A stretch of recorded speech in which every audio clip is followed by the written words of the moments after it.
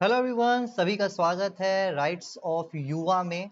आज की इस वीडियो में दोस्तों यहाँ पर हम बात करने वाले हैं जो एक रिसेंट चेंजेस आपको देखने को मिल रहा है, या फिर कहें तो एक नया मुद्दा जो दोस्तों हाल फिलहाल में चर्चा में आया है। आखिरकार अभी थोड़ी दिन पहले आपने सुना होगा, हिंदी और मराठी लैंग्वेज को लेकर एक विवाद चल रहा था। उससे पहले थ्री लैंग्वेज फॉर्मूला को लेकर एक विवाद चल रहा था, और अब दोस्तों एक नया मुद्दा आ चुका है। किसको?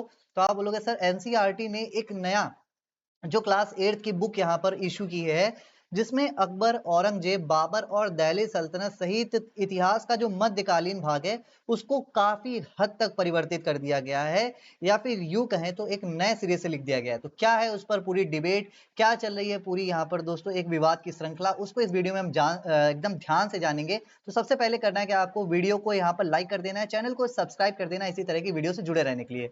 चलिए यहाँ पर शुरुआत करते हैं। तो ये आप देख सकते हो, exploring society India and beyond, ये क्लास 7 की बुक है। इसी तरह की क्लास 8 की बुक आई है जिस पर यहाँ पर काफी सारे डिबेट चल रहे हैं, उस पर हम अब यहाँ पर वन बाय वन डिस्कशन करते हैं।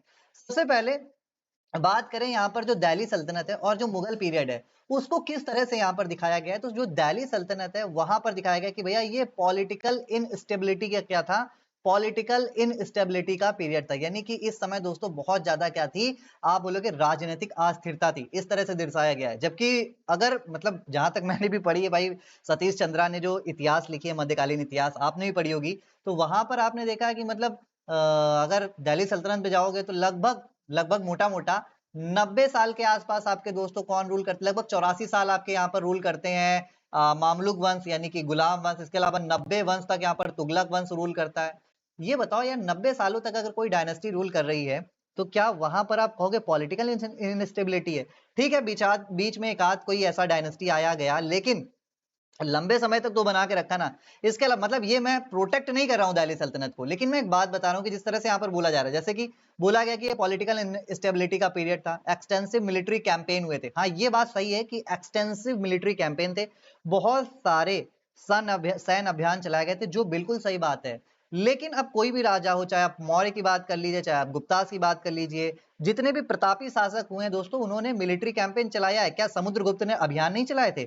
आप बोलोगे भाई तभी तो उसे भारत का नेपोलियन कहा गया है ना? तो जाहिर सी बात है, 5 दिशाओं में उसने एक साथ क्या किया था, कैंपेन किया था, है ना? 5 अलग-अलग खंडों में उसने कैंपेन किया था। तो भाई कैंपेन तो एक प्रतिभा, या फिर आप कहोगे जो प्रभुत्वशाली राजा होता है उसकी क्या है, रणनीति होती है, कहीं ना कहीं उसकी पहचान होती है। इसके अलावा systematic plundering of villages and cities, मतलब उथल पुथल हो रहे थे आपके विलेजेस और सिटीज में। इसके अलावा टेम्पल्स और रिलीजियस साइट्स को बहुत बुरी तरह से तोड़ा फाड़ा गया। तो ये दिल्ली सल्तनत को इस तरह से यहाँ पर दर्शाया जाएगा। पहले किस तरह से दर्शाया जाता था? तो पहले आप अलग अलग कालखंड पढ़ते थे, इसके अलावा वहां पर स्थापत्य वगैरह पढ़ते थे, लेकिन अब यहाँ पर दर्शाया जाएगा कि क्या चीजें तोड़ी गई हैं, क्या चीजें यहाँ पर नुकसान हुई हैं। इस तरह से कैंपेन तो आप पहले भी पढ़ रहे थे, लेकिन स्थापत्य वाले पे अब आप क्या पढ़ोगे, डिस्ट्रक्शन क्या क्या हुआ है। पहले कंस्ट्रक्शन पढ़ते थे, अब यहाँ पर आप डिस्ट्रक्शन पढ़ोगे, ठीक है। इसके अलावा मुगल पीरियड की अगर हम बात करें तो मुगल पीरियड में जो आपके 3 महत्वपूर्ण प्रतापी शासक हुए, जैसे कि बाबर, अकबर और औरंगजेब। देखो, अकबर महान था या नहीं था ये अलग बात है, ठीक है। हम में जैसे मैं बेसिकली ऐसा कोई भी रूलर मेरी नजर में तो नहीं रहे जिसको मैं महान बोल सकूं, ठीक है। अगर आप अशोक को भी द महान अशोका कहते हो, तो भाई आप ये सोचो ना, कलिंग के युद्ध में उसने अपने ही लोगों को तो मारा था, लाखों लोगों की जो उसने नरसंहार कर दिया था, क्या वो सही था? ठीक है, बाहर से कोई आकर भारतीयों को मार रहा है या फिर वहां के लोकल्स को मार रहा है, गलत है। लेकिन अपने भी तो अशोक ने तो अपने लोगों को मारा था, है ना? तो भाई ना वो महान थे मेरी नजर में। आपके राय अलग हो सकती है, मैं उसका सम्मान करता हूँ, मुझे कोई आपत्ति नहीं है, आप कुछ भी राय रख सकते हो। लेकिन आप एक बार सोचोगे तो भाई अकबर महान नहीं था मेरी नजर में, अशोक भी महान नहीं थे, ठीक है, क्योंकि मार तो ये अपने लोगों को ही रहे थे। हाँ, अकबर बाहर ही था, उसने आकर भाई लोगों को मारा। तो यहाँ पर आप कह सकते हो, लेकिन बोला जाता है कि इसके टाइम पे ब्रुटैलिटी और टॉलरेंस के बीच का क्या दिखाता है, एक ब्लेंड नजर आता है। तो अकबर को इस तरह से पोर्ट्रे किया जाएगा, बाबर को ब्रूटल और रूथलेस, मतलब बर्बर इंसान के रूप में दिखाया जाएगा कि आएगा लोगों को मारेगा पीटेगा ऐसे। औरंगजेब तो आप सभी जानते हो भाई, ये तो मतलब आप चाहे विपिन चंद्रा पढ़ लो, चाहे विपिन चंद्रपाल जी की पुस्तक पढ़ लो, या फिर आप सतीश चंद्रा पढ़ लो, आपको एक चीज कॉमन मिलेगी क्या, कि भैया औरंगजेब को डिस्ट्रक्शन तो औरंगजेब ने किया है, ठीक है। धार्मिक रूढ़िवादिता इसके अंदर थी, कट्टर था, ये तो बिल्कुल सही बात है, आप सबको पता है, फेनेटिक था। तो ये इसकी छवि में ऐसा कोई बहुत ज्यादा सुधार नहीं होने वाला है, या फिर खराब नहीं होने वाली, पहले से ही ऑलरेडी इसको खराब करके रखा गया। हाँ, अकबर को थोड़ा बहुत ग्लोरियस दिखाया गया था, लेकिन हाँ, ऐसा बहुत ज्यादा अच्छे भी नहीं थे। खैर, अब आगे बात करते हैं और यहाँ पर क्या दिखाया जाएगा। देखो बाबर को हमने सबने देखा कि रूथलेस कॉन्करर, मतलब एक निर्मम निर्मम विजेता के रूप में, शासक के रूप में दर्शाया जाएगा। इसने मास स्लॉटरिंग की, स्लॉटर का मतलब होता है कि बहुत सारे लोगों का जन संहार कर देना एकदम एक साथ, है ना। इसके अलावा टावर ऑफ स्कल बनाता था, जहां पर भी जाता था वहां के सारे लोगों को मार के उनकी गर्दन को एक के ऊपर एक के ऊपर एक गाड़ के उसका क्या बनाता था, टावर बनाता था। भाई कोई भी एक अच्छा इंसान ऐसा तो नहीं करेगा, लेकिन अब ये सब बताया जाएगा कि बाबर ने किया है। ठीक है, इसके अलावा अकबर की हम बात करें, हुमायूं के बारे में इसलिए बहुत ज्यादा नहीं मिलेगा क्योंकि आप सबको पता है हुमायूं भारत में बहुत ज्यादा शासन कर नहीं पाए। शेर शाह सूरी ने नाक में दम कर कर रखी। 1555 में जब भारत में वापस भी आते हैं, सरहिंद की लड़ाई लड़ते हैं, और उसके बाद आप सबको पता है 1556 में सीढ़ियों से गिर के मर भी जाते हैं जनवरी में। तो उनकी कहानी तो ऐसे ही खत्म हो जाती है। अकबर एक लंबे समय तक भारत में रहे थे। बोला जाता है सती प्रथा पे रोक लगाने की इन्होंने कोशिश की थी, हम सब जानते हैं। सती प्रथा, सती कस्टम पर इन्होंने रोक लगाने की कोशिश की थी, जजिया खत्म किया था, तीर्थ यात्रा कर समाप्त किया था, काफी सारे रिफॉर्म लिए थे। लेकिन इसके अलावा क्या आप जानते हो, ये काफी ज्यादा ब्रूटल भी थे। ब्रूटल मतलब बहुत ही ज्यादा निर्मम, खतरनाक। कैसे? 30,000 से ज्यादा लोगों को इन्होंने, जब ये 25 वर्ष की आयु में पहुंचते हैं तो ये 30,000 से ज्यादा लोगों को इन्होंने हत्या कर दी थी। समझो, 30,000 से ज्यादा लोगों की इन्होंने हत्या करवा दी थी। तो ये बात भी आपको यहाँ पर ध्यान में रखनी है। ठीक है, ये भी एक नया चेंजेस अब आपको पढ़ने को मिलेगा। औरंगजेब एज सच कोई चेंजेस नहीं है, जो पहले था वही आज भी है। हाँ, इनके टाइम पे जो डिस्ट्रक्शन हुआ है बनारस में, मथुरा में, सोमनाथ में, उन सभी चीजों के बारे में यहाँ पर आपको दोस्तों बताया जाएगा। तो काफी ज्यादा थोड़ा सा आपको अलग हटकर नॉलेज मिलने वाली है हिस्ट्री के बारे में। ठीक है, जजिया जो आप सबने पढ़ रखा अभी तक, एक टैक्स होता था जो नॉन मुस्लिम देते थे, जो गैर मुस्लिम होते थे उनसे लिया जाता था, उनको प्रोटेक्शन देने के लिए। अब क्या है, इसका नैरेटिव भी चेंज किया जाएगा। मतलब जजिया के बारे में बेसिकली नैरेटिव ये था कि उनको प्रोटेक्शन दी जाती थी, नॉन मुस्लिम को, गैर मुसलमानों को प्रोटेक्शन दी जाती नहीं। जजिया इसलिए लगाया जाता था ताकि ज्यादा से ज्यादा लोग मुसलमान बन जाए, ताकि उनको जजिया ना देना पड़े, क्योंकि भारत के लोग गरीब थे, ऐसा मानना है। ठीक है, ये नया वर्जन कहता है कि जजिया किस लिए लगाया गया था, ताकि ये कन्वर्जन करा पाए, ज्यादा से ज्यादा लोगों को मुसलमान बना पाए। जबकि पहले क्या था, पहले सिर्फ सिक्योरिटी के लिए इसको ये दर्शाया गया था कि केवल सिक्योरिटी पर्पस के बिहाफ पर लगाया जाता था। ठीक है, तो ये एक नई डेफिनेशन आपको जो है चेंज होती नजर आएगी। ठीक है, ये बात आपको यहाँ पर ध्यान में रखनी है। ठीक है ना। अब इसके अलावा दोस्तों जो एकेडमिक हमारे स्कॉलर्स हैं, जो विद्वान हैं, जेएनयू आप सब जानते हो भैया, जेएनयू हमेशा से अपने अतिवादी कह लो या फिर थोड़ा सा डिफरेंट व्यूज को लेकर हमेशा से चर्चा में रहता है। तो वहीं की एक डॉक्टर रुचिका शर्मा है, उन्होंने क्रिटिक है, उन्होंने इस पर काफी ज्यादा क्या कर दी, एक मुहिम छेड़ दी और बोला है भैया कि भैया मैं इस पर पब्लिक डिबेट करूंगी, हिस्टोरिकल एक्यूरेसी यहाँ पर गलत है, जो आप नई किताब में दिखा रहे हो वो बिल्कुल भी सही नहीं है। ठीक है, आप ऐसे ही अपने हिसाब से कुछ भी नहीं लिख सकते हो। इतिहास देखो, ये बात तो आप भी मानोगे कि इतिहास जो होता है वो फैक्ट, जो इंसिडेंट हुए हैं, जो आपके पास आंकड़े हैं, तथ्य हैं, उसके आधार पर उसकी व्याख्या की जाती है, ना कि अपने हिसाब से कुछ भी। अगर आप अपने हिसाब से कुछ भी कह रहे हो तो भैया वो कुछ भी हो सकता है, बट इतिहास तो नहीं हो सकता है। ऐसा कहना है डॉक्टर रुचिका शर्मा का, और मैं इस बात से सहमत भी हूं। अगर आपके पास फैक्ट्स हैं कि महाराणा प्रताप जी ने मान सिंह को हराया था, अगर ऐसा कोई फैक्ट है तो मैं बिल्कुल इस बात से सहमत होता हूं कि हाँ ऐसा हो सकता है। लेकिन अगर कोई फैक्ट नहीं है और सिर्फ आप हवाबाजी में कह रहे हो कि ऐसा ही हुआ था, तो ये कोई बात नहीं होती है, ऐसा कुछ भी नहीं है। अगर उन्होंने सच में हराया था तो फिर उनके आगे के एविडेंसेस क्यों नहीं मिल पाए? नहीं मिल पा रहे, इसका मतलब कहीं ना कहीं कुछ ना कुछ गड़बड़ था। अकबर के कंटिन्यूअसली मिल रहे हैं, मानसिंह के कंटिन्यूअसली मिल रहे हैं, उनके ही क्यों नहीं मिल रहे? तो ये एक मुद्दा है कि भैया आप फैक्ट के परे जाकर अगर कुछ भी लिख रहे हो तो वो हिस्ट्री तो नहीं होती है। ठीक है, इसके अलावा इन्होंने बोला कि मैं एक आरटीआई रिक्वेस्ट फाइल करूंगी और मैं ये सब पूछूंगी कि आपने किस बेसिस पे एनसीईआरटी ने ये जो सिलेबस नया बना दिया है, क्या बेसिस है भैया, आपके पास क्या तथ्य हैं कि आप ऐसे ही आप कुछ भी लिख दे रहे हो? तो ये इन्होंने, रुचिका शर्मा जी जो है जेएनयू की एक स्कॉलर है, उन्होंने इस पर काफी ज्यादा दोस्तों मुहिम छेड़ रखी है। ठीक है, इसके अलावा जजिया को लेकर भी उन्होंने बोला कि जो जजिया कंट्रोवर्सी है, जजिया को जो दिखाया जा रहा है कि ये कन्वर्जन मैकेनिज्म के तौर पर लगाया गया था। नई किताब में दिखाया जा रहा है ना कि ये लोगों को मुसलमान बनाने के लिए लगाया जाता था, लोग मुसलमान बन सके, ताकि ज्यादा से ज्यादा लोग मुसलमान बन जाए, उनको कर ना देना पड़े, इसलिए इसको लगाया गया था। तो उसको लेकर भी इन्होंने क्या है, रुचिका शर्मा जी ने इस पर क्या है विवाद किया है। बोला है कि भैया देखो, अकबर ने जजिया को जो है एबोलिश कर दिया था 1562 1563 में, और तीर्थ यात्रा कर भी समाप्त कर दिया था 1564 में, 1564 में। तो भैया ये तो अकबर के शुरुआत के काल थे, अकबर ने तो अभी बहुत कुछ किया ही नहीं था।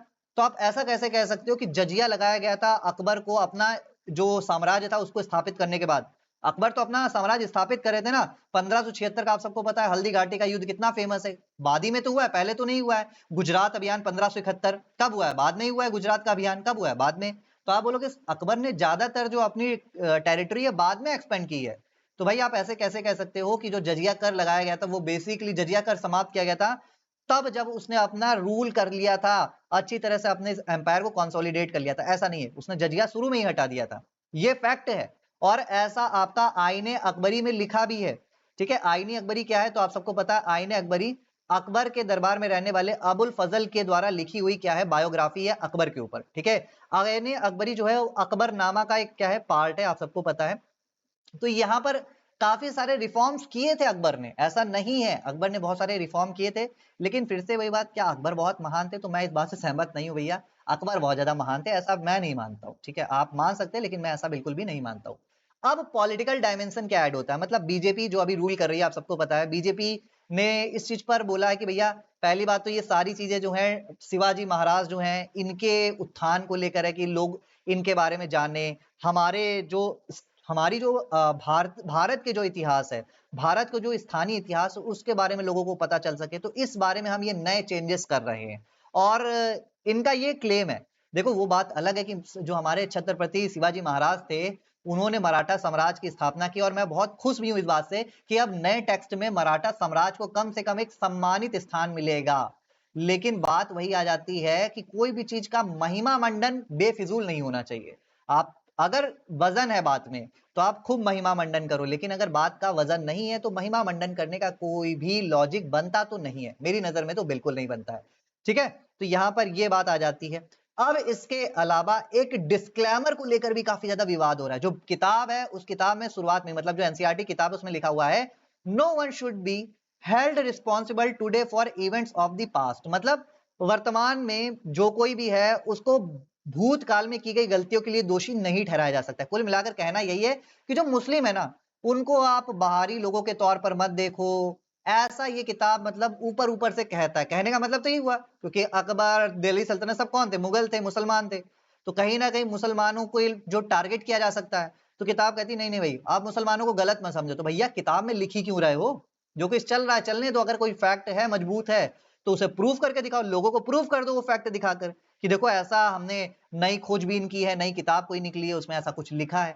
लेकिन ऐसे जबरदस्ती टेक्स्ट चेंज करने का ऐसा कोई मतलब नहीं है। ऊपर से जो हमारे कॉम्पिटेटिव एग्जाम है वैसे ही जान लिए रहते हैं, कई बार आंसर की आपको गलत हो जाती, चाहे यूपी पीसीएस हो, चाहे आप नेट का एग्जाम दे रहे हो। आप सबको पता है यार कितने क्वेश्चन तो वो गलत ऐसे ही कर दे रहे हैं, जब सदियों से हम एक इतिहास पढ़ के आ रहे हैं। अब तो इतिहास ही पूरा बदल रहा है, मध्यकालीन इतिहास पूरा बदल रहा है। अब ना जाने कितने क्वेश्चन गलत होंगे। ठीक है, और ना जाने, देखो हम सबको पता है कि एक क्वेश्चन भी अगर गलत होता है तो किसी ना किसी बच्चे का सिलेक्शन रुक जाता है। और अब आयोग के पास तो क्या हो जाएगी, खुल्लम खुल्ला छूट मिल जाएगी कि भैया मैंने तो नई वाली किताब के अनुसार बनाया है। अब 40 साल से जो 20 साल से यहाँ पर आपने जो इतिहास पढ़ रखा है, यूकेजी एलकेजी के बाद से जब आप अपनी टेक्स्ट को पढ़ रहे हो, अब आपकी गलती है कि आपने नया वाला क्यों नहीं पढ़ा। ठीक है, तो आप क्वेश्चंस को लेकर डिबेट हो सकते हैं। फिर से देखो आगे क्या क्या होता है। मतलब अब तो ये होगा ही, जाहिर सी बात है, किताब चेंज हुई तो डेफिनेटली ये होना तय है। ठीक है, तो ये एक बात थी यहाँ पर। बाकी एनसीईआरटी ने बोला है कि भैया ये जो हम किताब नहीं लेकर आए हैं इसका मुख्य उद्देश्य क्या है? इसका मुख्य उद्देश्य है कि हम ऑनेस्टी, जो हमारी जो ईमानदारी है उसके हिसाब पर हम सारी चीजों को क्या कर सके, यहाँ पर बता सके। इसके अलावा जो हिस्ट्री है उसको अच्छे से पढ़ सके, लोग अच्छे से समझ सके, कॉन्सेप्ट की क्लैरिटी हो। ये सारी चीजें यहाँ पर क्या है दोस्तों, यहाँ पर एनसीईआरटी ने कुल मिलाकर लीपापोती की है मेरे हिसाब से। मेरे हिसाब से कंप्लीटली लीपापोती है। सच बुक को ऐसे चेंज करने की जरूरत नहीं थी। आप चैप्टर्स को थोड़ा बहुत मॉडिफाई कर सकते थे, आप नए फैक्ट जोड़ सकते थे, लेकिन अब आप एकदम कहते नहीं है, एकदम आपने पर्सपेक्टिव चेंज करने की कोशिश की है, तो कहीं ना कहीं वो दिक्कत करेगा। और जो गवर्नमेंट की बुक्स होती हैं या फिर एनसीईआरटी जो स्टैंडर्ड्स बुक होती है उसमें ऐसा नहीं हो तो बेहतर है। अगर इसे कोई इंडिविजुअल लेखक लिखता, फॉर एग्जाम्पल जैसे मैं ही लिखता, मैं अगर कोई किताब लिखता हूं और उसमें मैं अपना दृष्टिकोण लगाता हूं, साम्यवादी दृष्टिकोण लगाता हूं, मार्क्सवादी दृष्टिकोण लगाता हूं, या फिर किसी भी तरह का, तो वो बनता है, क्योंकि मैं इंडिविजुअल हूं, मैं अपने हिसाब से अपने थॉट्स रख सकता हूं। बट जब स्टेट कोई भी चीज पब्लिश करती है, लाखों हजारों बच्चे उसको पढ़ रहे होते हैं, तो वहां पर कहीं ना कहीं बैलेंस का होना बहुत ज्यादा जरूरी है। क्योंकि भैया बच्चे को सिर्फ भारत में नहीं रहना, विदेश भी जाना है। ठीक है ना, वहां पर जाकर अगर वो ऐसी बातें करेगा तो फिर मजाक उड़ता है, ठीक है, लोग मजाक बना के रख देते हैं। तो ये एक बात थी, आप सबको यहाँ पर ध्यान में रखना है। बाकी फ्यूचर में एजुकेशनल रिफॉर्म्स लेने हैं, नेशनल एजुकेशन पॉलिसी आनी है, आई चुकी है 2020 में। इसके अलावा जो चेंजेस होने हैं वो आप देखते हैं कैसे कैसे चेंज होगा, ठीक है। तो यहाँ पर ये सारी बात थी। अब दोस्तों फिलहाल तो इस वीडियो में इतना ही था। बाकी एक जो नॉर्मल सी बात निकल कर आती है कि सरकार सब कुछ कर रही है, हिंदू मुस्लिम ये वो, मैं गवर्नमेंट को यहाँ पर अपोज नहीं कर रहा हूँ, लेकिन आप एक चीज अगर आप नोटिस कर रहे होगे तो सरकार सिर्फ एक चीज पे फोकस नहीं कर रही है, दैट इज एम्प्लॉयमेंट। ठीक है, एम्प्लॉयमेंट। आज भी आप सबको पता है कितने बच्चे जो बीए एमए कर रहे हैं, बेफालतू का बीए एमए, क्या इसके बाद भी वो क्या कर रहा है, सरकारी नौकरी की तैयारी कर रहा है। क्या इसको करने के बाद कोई नौकरी लग रही है? नहीं लग रही है। बीएससी कर रहा है, बीएससी करने के बाद कोई नौकरी लग रही? नहीं लग रही है। तो भैया सरकार को मेरे हिसाब से फोकस होना चाहिए एम्प्लॉयमेंट पे। हिस्ट्री से ज्यादा जरूरी है कि आप बुक्स में अगर चेंजेस कर रहे हो तो बुक को ऐसे बनाओ ताकि हमें क्या मिल सके, वोकेशनल स्किल मिल सके, हम कुछ नया सीख सके ताकि हम उसको आगे जाकर यूज करके थोड़े पैसे अर्न कर सके। ठीक है, तो खैर मेरी तरफ से तो यही था। आपका ओपिनियन क्या है जरूर बताइएगा बुक्स चेंज होने को लेकर। थैंक यू सो मच, आप सभी लोग हमारे चैनल के साथ जुड़े रहे, राइट्स ऑफ युवा के साथ। चैनल को सब्सक्राइब कीजिएगा, वीडियो को लाइक कीजिएगा। मिलते हैं आपसे अगली वीडियो में, तब तक के लिए चैनल पर बने रहे। जय हिंद, जय भारत।